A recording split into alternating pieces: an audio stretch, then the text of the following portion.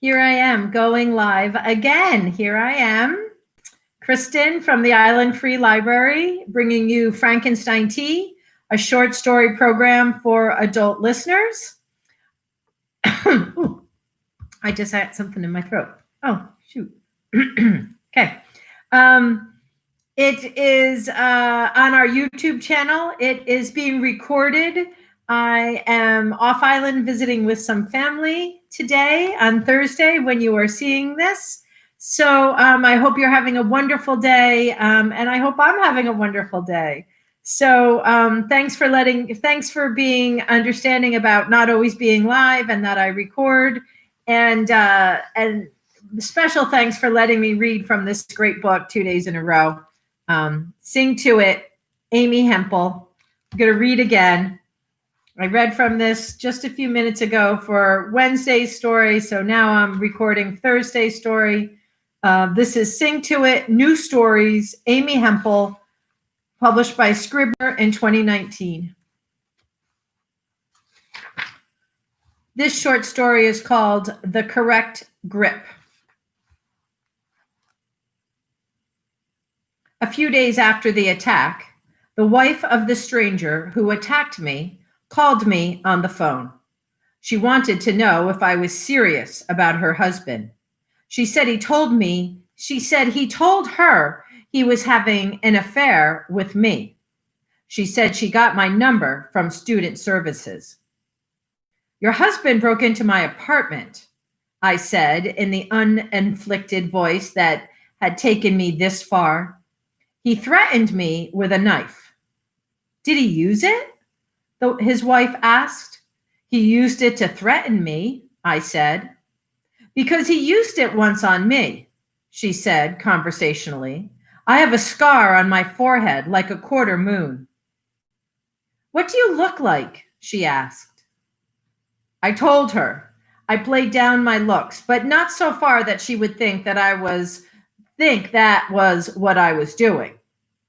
You could be describing me, she said, sounding pleased. She said, I guess why I'm calling you is to see if I should stay and try to make it work. I told her I could not possibly advise her and gave her instead the number of a woman's shelter in case he gave her more trouble. I reminded her what her husband had done to me. She said, would you like to have lunch sometime anyway? My treat. I told her I was moving out the next week. Saying so, I meant it. I hung up and looked for my dog's new leash. The phone call I got before the attacker's wife was from a friend who had stumbled on an exposed tree root the day before, had fallen and broken her ankle. This was in the woods near her house, she said. She told me she had unleashed her retriever and sent him to get help. The dog had returned with a neighbor who called for an ambulance on his cell phone.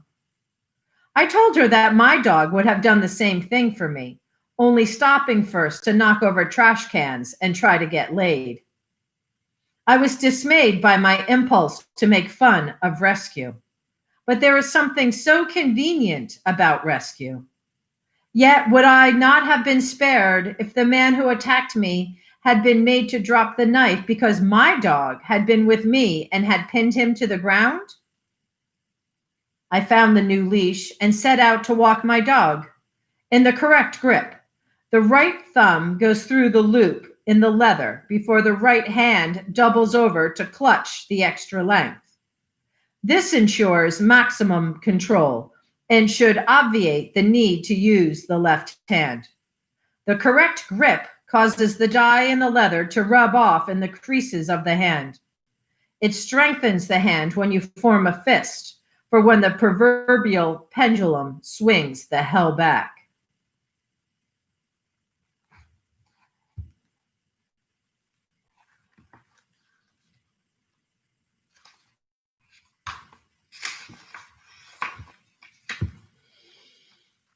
Last one from Amy Hempel today. This one is called The Quiet Car. That reminds me of when I knew a romance was over. I had not seen this fellow in a while, but he suggested we meet up at the train station and take the Acela somewhere. So I thought we'd have several hours to catch up. And then at the station, we boarded, and he led me to our seats in the quiet car.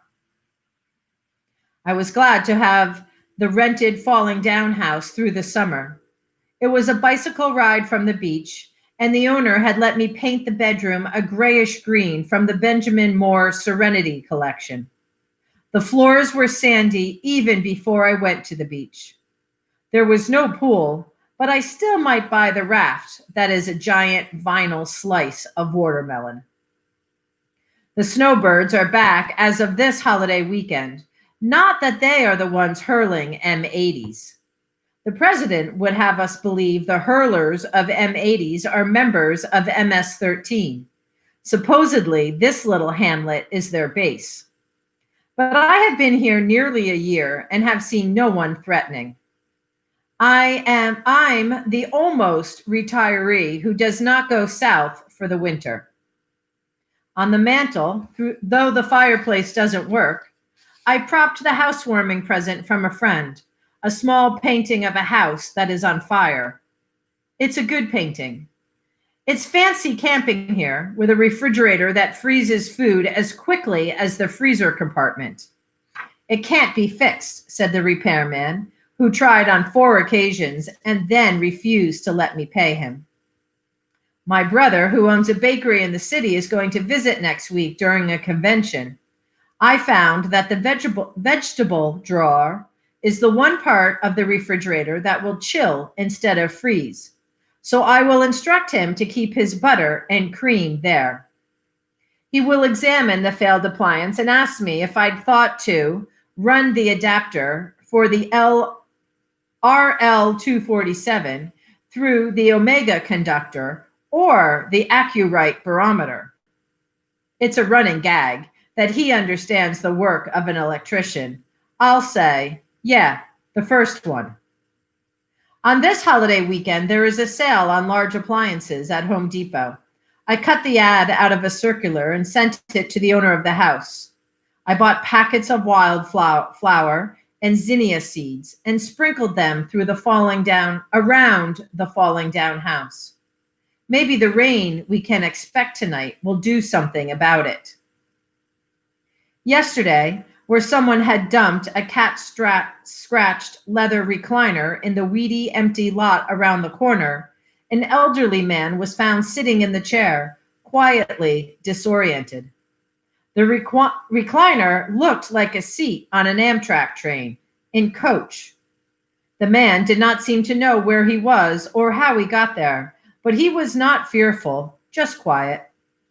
He was able to recite his son's email address and list the son's many accomplishments to the police whom someone called to help. They were kind when they contacted the man's son in another state, but this won't go well, I thought, and chose not to follow the story.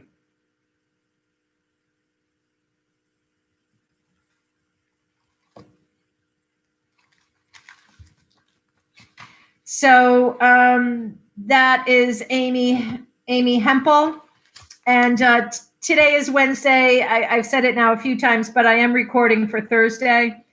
So today is Wednesday, and on that note, I want to say our very best goes out to the Leone family.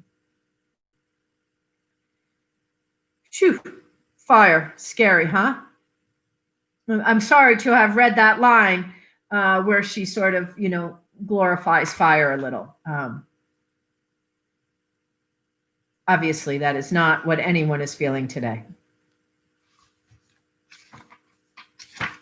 So we're thinking of you all. We really are. Okay.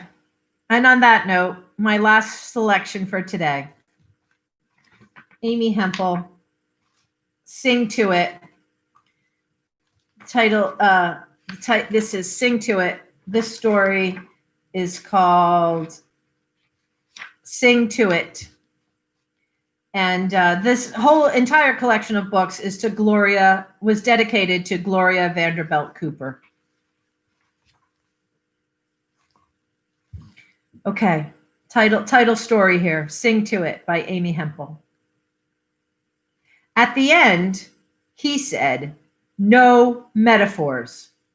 Nothing is like anything else. Except, he said to me before he said that, make your hands a hammock for me. So there was one. He said, not even the rain. He quoted the poet. Not even the rain has such small hands. So there was another. At the end, I wanted to comfort him. But what I said was, sing to it. The Arab proverb, when danger approaches, sing to it.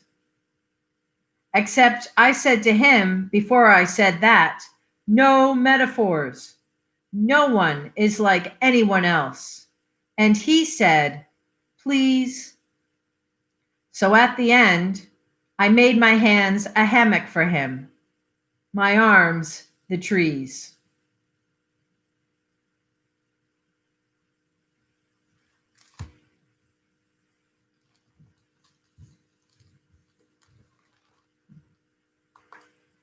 Amy Hempel.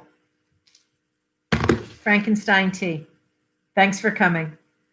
You can tell I'm in this room at a different time of day, right? The sun is crazy. Look at that crazy sun.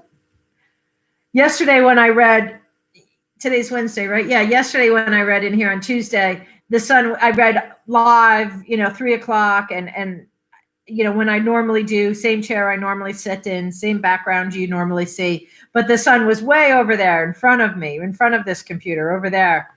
I first started to notice that last week, right? I had to read early and it was like this kind of in my face, I think right around this time, 1:22. So here it is again.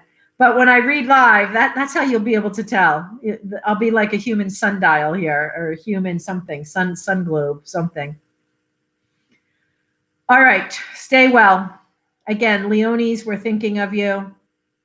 Personally, on a personal note, James and I will go through our clothes and make sure we have things for you and your family, and encourage others to do so. And our arms are the, what does she say? I shouldn't flub that. I should make that very poetic here at the end as I'm thinking of the Leones. My arms are the trees. So our arms are the trees. We're hanging in there with you. Be well.